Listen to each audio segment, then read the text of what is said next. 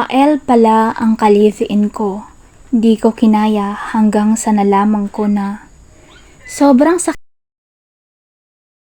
ng sa walang katapusang aming mag-asawa hanggang sa ako si Florida, 20 anyos. Kasalukuyang nagtatrabaho sa fabrika dito sa Cavite. Di ko matatanggi na maganda talaga ako. Maganda ang hubog, maputi at higit sa lahat, pang-pageant ang aurahan.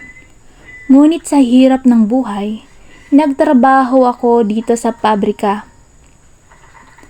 High school graduate pa lang ako, sumabak na ako dito. No boyfriend. At di pa nakaalam yun na.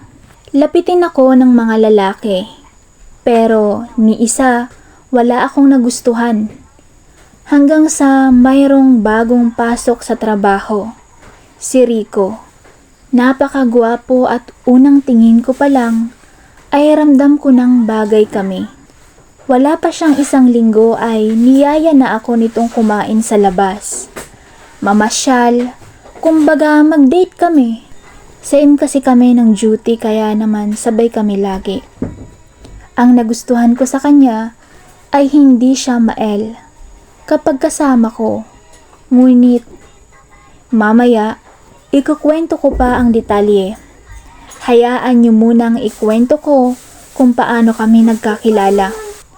Mga 1 month na kaming magkakilala nang i-share niya sa akin ang problema niya. Wala raw siyang malipatan na apartment dahil pinaalis na siya sa tinutuluyan niyang kamag-anak. Dahil di siya makapag-share ng bills, renta, pagkain. Dahil na nga rin marami siyang tinutustusan na kapatid at isa na rin ang magulang niya daw na may sakit. Kaya ako na ang nag-volunteer na magsama na kami sa isang bahay sa apartment ko. Tuwang-tuwa naman siya, walang mapaglagyan ng saya. Maayos ang pagsasama namin, talagang masipag siya sa gawaing bahay, ngunit ni minsan, di nito pinahawak ang cellphone nito sa akin.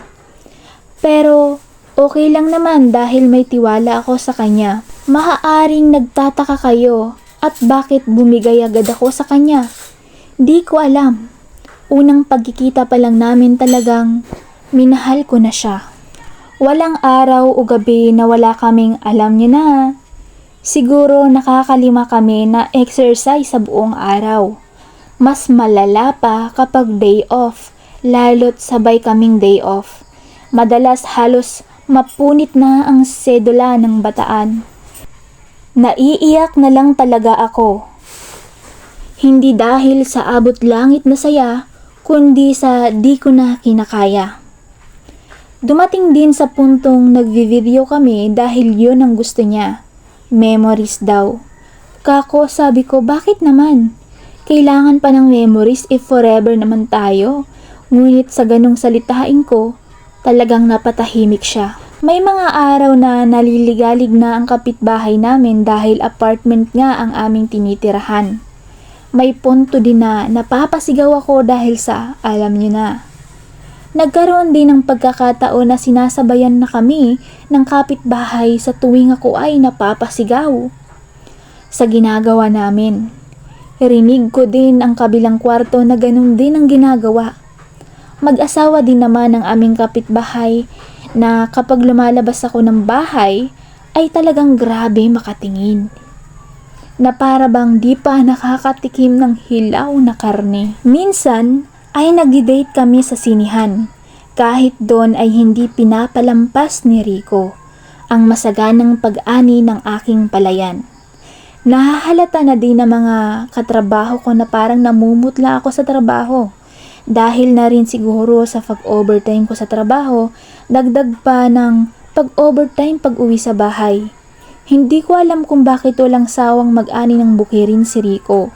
Wala naman itong iniinom na supplements. Walang lugar na pinipili si Rico. Kahit saan, kahit kailan, basta sure na kaming dalawa, magsisimula na siyang mag-ani ng bukirin. Dumating pa sa puntong sa isang mall sa comfort room nito ay talagang nagmukbang siya ng aking inihandang hilaw na steak. Walang sawa niya itong minukbang. Pasado kasi alas 8 na ng gabi noon at alas 9 ang off ng mall. Kaya wala na masyadong tao. Ngunit paglabas namin ng sabay ay merong janitor na nagmamap sa comfort room. Hindi naman ito tumingin sa amin pero ramdam ko na alam nito dahil kahit paimpit ang ginawa kong musika ay rinig yon sa tahimik na paligid. Pero dahil mahal ko si Rico, wala akong nagawa kundi sumunod sa mga gusto niya, basta kahit saan ginagawa ko. Minsan, kinompronta ko si Rico patungkol sa lahat ng activities namin. Ngunit imbis na maayos na usapan, ay talagang napunta sa away ang aming usapan. Wala akong nagawa, kundi makipag-ayos dahil sa tuwing nag-aaway kami, ako ang laging nakikipag-ayos sa kanya. Hanggang sa binanggit nito na mamimiss ko naman daw ang ginagawa niya, kaya sulitin ko raw. Hindi ko naman iyon pinansin ng panahon na yon. Akala ko noon dahil nag-away at nagbati din kami, walang exercise session na magaganap. Ngunit mas malala pa ang ginawa namin. Talagang pawisan kami mag-exercise. At sa puntong yon, nag-enjoy ako. Yun pala ang pinaka masarap na exercise. Yung pagkatapos niyong mag-away ay mag-aano kayo. Alam niyo na. Tulad nga ng sinabi ko kanina, walang naiaambag si Rico sa bills at sa loko lahat. Hindi na rin ako makapagpadala sa pamilya ko kahit ang plano kong mag-aral ay wala na din sa isip ko. Dahil sa tingin ko, magpapakasal na kami ni Rico. Sa tingin ko kasi ay nag-iipon siya, lalo pat meron akong nakitang mga bank bills nito pero transfer. Di ko alam kung para saan at kung para sa pamilya niya o ipon niya. Halos 1 year na kaming nagsasama ni Rico nang hanggang isang araw ay nagpaalam ito na aalis. Bibisitahin raw nito ang magulang niya na may sakit. Umuo naman ako dahil magulang niya yun eh. May sakit kaya pinagbigyan ko na. Binanggit ko pa sa kanya na sasama ako pero hindi ito pumayag. Lalo't mahal ang pamasahe. Halos 10 araw din itong mawawala. Kaya hindi siya pumayag. Sayang daw ng work. Pero nang banggitin ko na paano ng work niya. Ilang araw kang mawawala sa work. Okay lang ba yun? Baka matanggal ka. Wala ka namang leave na pinasa kay boss. Okay lang yan. Di kung matanggal ako, maghahanap na lang ako ng trabaho na bago. Simple lang, di ba? Wala na akong nagawa. Umalis na nga siya. Wala akong contact dito ni FB, di rin ako active. Kahit ano ang social media, pero ang alam ko, may FB si Rico. Kaya naman dito ko siya sinearch sa FB. Wala itong mga bagong post o update. Pero nang istokin ko ang old photo, merong isa siyang profile. Dati na may kasama siyang babae. At mukhang sosyalin. Sa isip ko baka artista. Pero di ko kilala. Maaaring nagtataka kayo kung bakit hindi man lang kami friends sa Facebook o mag-upload ng picture. Yun ay dahil ayaw niya. Sakto pa naman hindi ako maalam sa social media. Lalo na at laki ako sa probinsya. Hinanap ko kung ano ang Facebook ng babae pero di ko makita. Hindi kasi ito nakatag o kahit ano.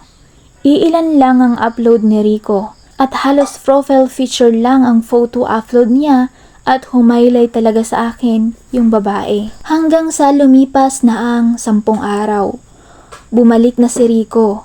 Nang estukin ko ang FB nito, ay wala naman siyang bagong upload about sa family nito.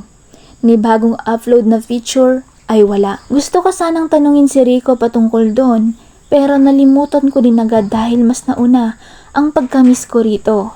Dahil 10 araw wala si Rico, kaya halos naulit na naman ang pagkawasak ng kagubatan at bulubundukin. Nakakaluha ang pangyayari, pero di ko alam kung bakit ganun si Rico.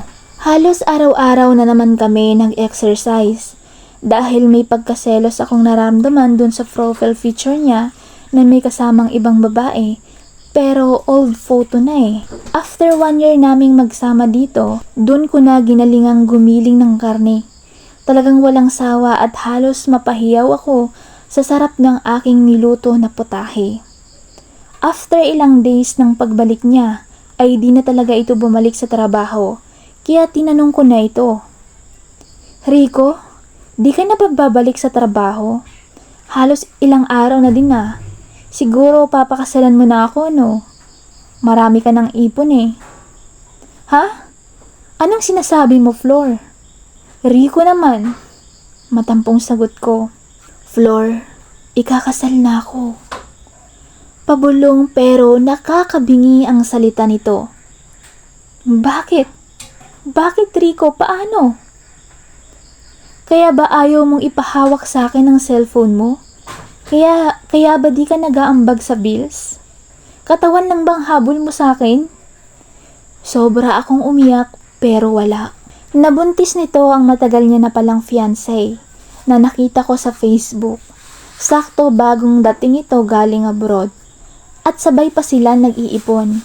Kaya pala walang maiambag na pera kasi ganun pala ang seste.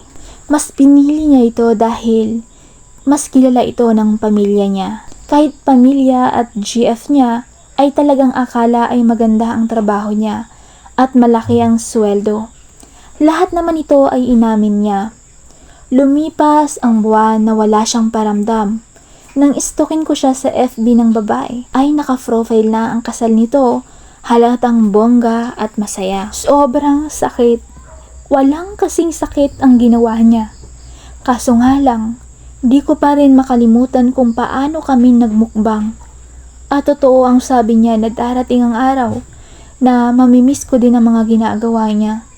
Ngayon di ko alam kung bakit ganito ang pakiramdam ko. Mahal ko pa rin siya. Wala akong galit na nararamdaman. Selos meron pero gusto ko pa rin siya maging BF o asawa. Isang araw di ko inaasahan na nag-chat ito. Ayon sa kanya, mukhang hindi daw niya anak ang isinilang na sanggol ng asawa niya. Bukod sa di niya raw kamuka, ay napapaisip pa rin siya. Bakit nabuntis niya agad yun ay withdrawal ang ginawa nila? Kahit kami ay ganun din. Pinatulan ko naman ang chat niya at kinomfort ko siya. Sabi niya ay wala pang trabaho ang asawa niya dahil bagong panganak pa lang. Kaya namang gusto nitong magtrabaho ulit.